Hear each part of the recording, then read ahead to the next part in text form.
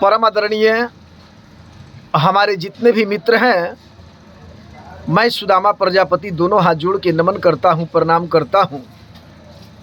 मित्र, आज आपको बतलाऊंगा कि किसी भी मंच पर हमारे परम आदरणीय गार्जियन जिला अधिकारी महोदय का आगमन होने वाला है, चाहे हमारे जिला अधिकारी मंच पर विराजमान हैं।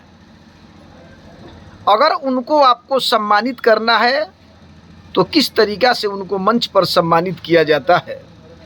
सबसे पहले मंच पर जिला अधिकारी को एक शायरी के माध्यम से सम्मानित करना है और वह शायरी इस तरीक़ा से बोलना है जो हमारे जिला अधिकारी महोदय के बारे में कुछ जान हो उसमें। तो किस तरीक़ा से मंच पर बोलिएगा, इसके विषय में आपको बतलाऊंगा। वो खुद ही नाप लेते हैं बुलंदी आसमानों को, वो खुद ही नाप लेते हैं बुलंदी आसमानों को। परिंदों की तालीम नहीं दी जाती है उड़ानों को। वो खुद ही नाप लेते हैं बुलंदी आसमानों को।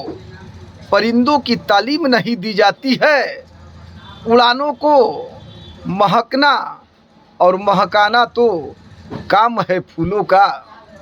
महकना और महकाना तो काम है फूलों का।